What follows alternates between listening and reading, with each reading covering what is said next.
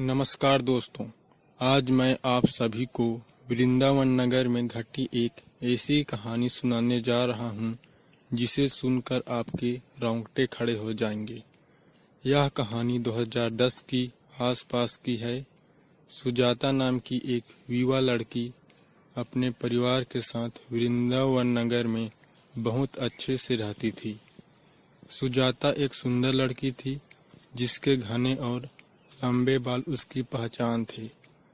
उसकी माँ नीलम अक्सर कहा करती थी, बेटी अपने बाल बांध कर रखा कर, नहीं तो किसी की बुरी नज़र लग जाएगी। यह घटना बारिश के मौसम की एक रात की है, जब सब कुछ सामान्य लग रहा था, लेकिन अचानक आंधी तूफान शुरू हो गया। उस दिन सुजाता के घर में कपड़े धोए गए थे और गेहूं सूखने के लिए छत पर रखा गया था। रात के करीब 8:30 बजे बिजली की कड़कड़ाहट और आंधी के साथ सुजाता के पिता मनीष को याद आया कि छत पर कपड़े और गेहूं रखे हुए हैं। उन्होंने सुजाता से कहा, बेटी जाकर देखो छत पर सब कुछ सुरक्षित है या नहीं। सुजाता ने तुरंत सीढ़ियां चढ़कर छत पर जाकर कपड़े उतारने शुरू कर दिए। कपड़े उतारते समय अचानक सुजाता को महसूस हुआ कि उसके ऊपर से कुछ उड़कर जा रहा है।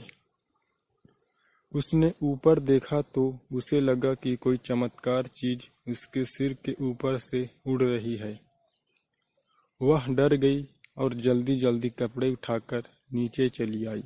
सुजाता ने माँ नीलम और पिता मनीष को इस बात की जानकारी दी, लेकिन किसी ने उसकी बातों को गंभीरता से नहीं लिया।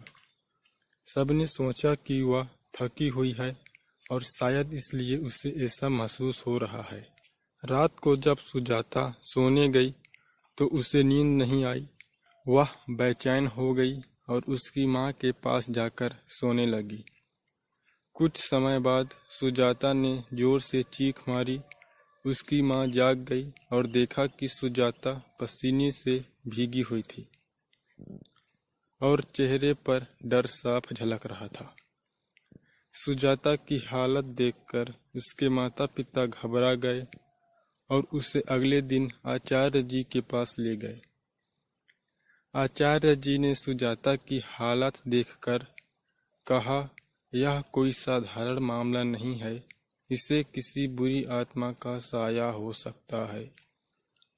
उन्होंने कुछ अनुष्ठान किए और बताया कि सुजाता के ऊपर एक प्रेतात्मा का साया था, जिसे उन्होंने दूर कर दिया।